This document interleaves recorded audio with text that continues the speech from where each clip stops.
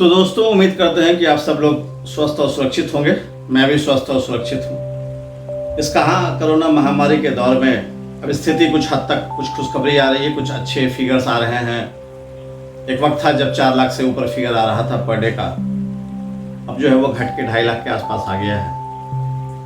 मृत्यु दर भी कल जो है 4000 से नीचे आ गया, 3500 या 3700 आ गया है। अब मृत्यु दर भी नीचे आ रही है, तो ये एक तरह का डायरेक्शन है। ऐसा दिख रहा है कि अब कोरोना सेकेंड वेव ढलान पे है, जा रहा है। थर्ड वेव आने में अभी वक्त है, और जब आएगा तो उसको भी देख लेंगे। उससे पहले हमारे सरकार ने बहुत तैयारी कर रखी है, बहुत सी तैयारियां हैं। काफ़ी लोगों को वैक्सीन लग रहा है, बच्चों के वैक्सीन की भी तैयारी हो रही है। जो कहा जा रहा है कि थर्ड वेव जो है वो बच्चों पे ज़्यादा इन्फेक्ट करने वाला है, तो उसकी वैक्सीन की भी तैयारी हो रही है।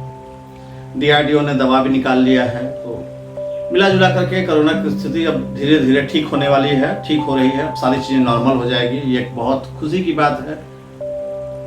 ये सारे बात तो हुए फिगर्स के, नंबर्स के।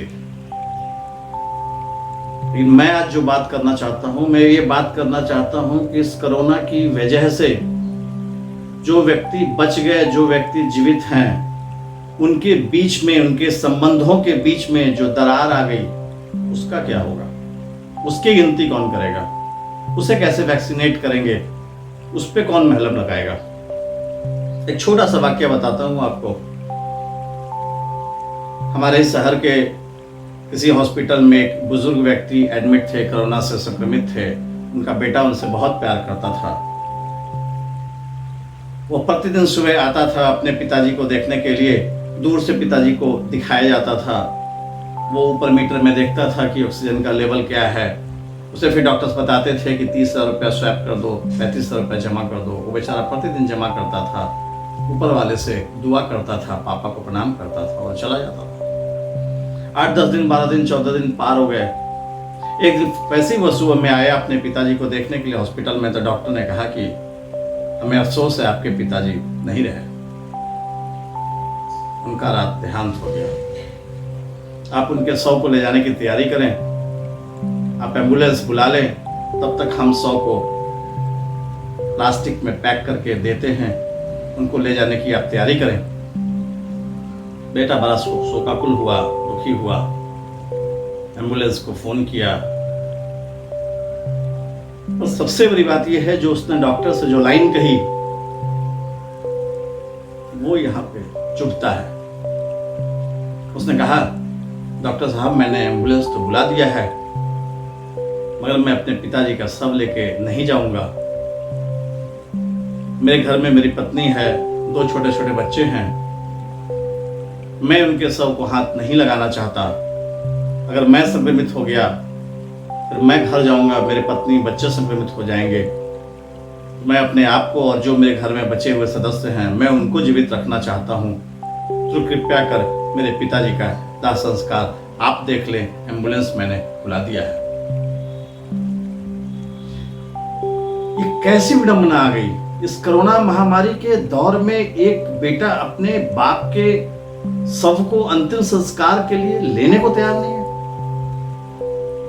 इतना भयभीत है कि मैं अपने पिताजी के शव को छूंगा या दाह संस्कार करूंगा तो मैं कोरोना इन्फेक्टेड हो जाऊंगा, तो मेरे बच्चे इन्फेक्टेड हो जाएंगे, मेरी पत्नी इन्फेक्टेड हो जाएगी और उसकी मृत्यु हो जाएगी। इस दरार को, ये जो खाई बीच में बन गई है, इसकी संख्या की गिनती कौन कर रहा है? ये जो दरार आपस में संबंध में बन गए हैं, इसको कौन सा वैक्सीन कवर करेगा? कौन सा वैक्सीन भरेगा?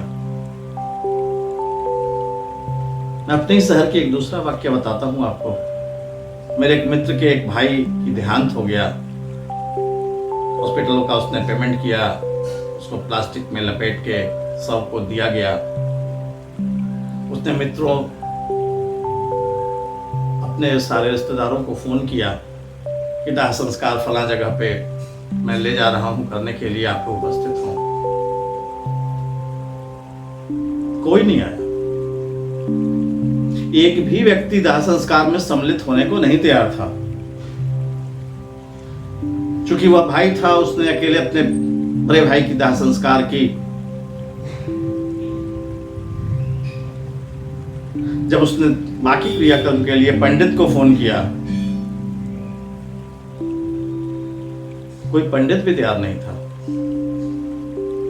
किसी एक पंडित ने कहा कि तारीख नोट कर लीजिए, अगले साल जब 1 साल पूरा हो जाएगा, कोरोना महामारी अपने ढलान पे होगी, तो हम उसी तारीख को उनका श्राद्ध कर देंगे।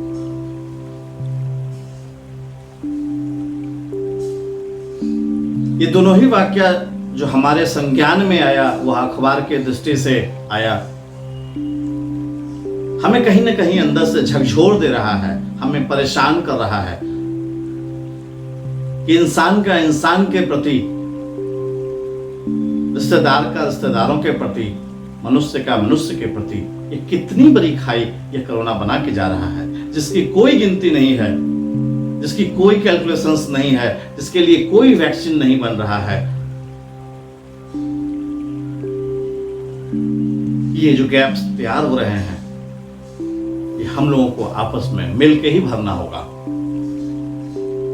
मैंने पुराने किसी वीडियो में खुद भी कहा था कि सबसे बड़ा इम्यूनिटी बूस्टर होता है जब कोई आपका दोस्त, जब कोई आपका रिश्तेदार, जब कोई आपका बड़ा भाई, जब कोई आपका अपना चाहने वाला या कोई अनजान डॉक्टर ही क्यों ना हो, नर्स ही क्यों ना हो, जब वो कहता है कि मैं हूं ना, तो उससे जो अंदर में एंटीबॉडी शील्ड बनती है, उससे जो अंदर में फीलिंग्स जनरेट होती है, उसके जो अंदर में इम्यूनिटी बूस्ट होता है, वो किसी और चीज से नहीं होता। दोस्तों, मैं तो यही कहने के लिए आया था आज, ये जो दरारें बनती जा रही हैं, ये जो दूरियां बनती जा रही हैं, इसको हमें अपने घर में, अपने सीने में दफन नहीं होने देना है। हमें मिलकर के इस दराई को पाटना है, इस जो खाई बन के तैयार हो रही है, इसको भर देना है। कोरोना तो आया है, कोरोना चला जाएगा, दवाई बन जाएगी, वैक्सीन बन जाएगी, लेकिन कहीं ऐसा ना हो एक इंसान इंसान का दुश्मन हो गया, एक इंसान दूसरे इंसान को छूना बंद कर दिया, हमने गला लगाना भूल गया, हमने जो है वो प्यार की झप्पी भूल गए, हाथ मिलाना तो भूल ही गए। अब कम से कम अंदर जो दूसरे के लिए धड़कन होती थी, जो दिल धड़कता है, उसे न बुझने दें, उसे न बंद होने दें। जितना हो सके सोशल डिस्टेंसिंग का पालन करें, डबल क्या ट्रिपल मास्क लगाएं, लेकिन जब कोई आवाज लगाए, जब कोई अपना पुकारे, कोई दर्द में कोई चीखे, कोई चिल्लाए, तो हम भगले नहीं झांकने लगे। हमारे यहाँ तो वैसे भी बड़ी अजीबोगरीब होती है, जब तक व्यक्ति जिंदा होता है उसको हम चाचा, मामा, ताऊ, मम्मी, पापा, भाई, दोस्त, यार कुछ भी कहते हैं। जैसे ही उसकी मृत्यु होती है, रिश्ता तो उसी समय खत्म कर देते हैं और कहते हैं कि बॉडी को लेके जाना है, बॉडी को उठाना है। आदमी का रिश्ता बॉडी में कन्वर्ट हो जाता है। इतने हद तक तो हम लोग जा ही चुके हैं। अब कम से कम कोरोना में उस बॉडी को भी हाथ लगाने से अगर हम भाग गए, उस बॉडी को भी उठाने से हम भाग गए, उसके क्रिया कर्म या अपनी चली आ रही परंपराओं को भी छोड़ करके अगर हम लोग भागना शुरू कर देंगे, तो हम में और पशुओं में कोई अंतर नहीं रह जाएगा। और मैं कम से कम पशु बनने के लिए नहीं तैयार हूं, मैं कतई पशु बनने के लिए नहीं तैयार हूं। ऊपर वाले ने यदि हमें इंसान में जन्म दिया है, तो मैं इंसानी धर्म, इंसानी कर्म को नहीं छोड़ने के लिए तैयार हूं। तो क्या मेरे दोस्त, आप हमारे साथ हैं? अगर आपको लगता है कि मैं सही बोल रहा हूं, तो प्लीज नीचे कमेंट बॉक्स में कमेंट अवश्य करें और कहें मैं हूं ना, मैं हूं ना, मैं हूं ना। धन्यवाद।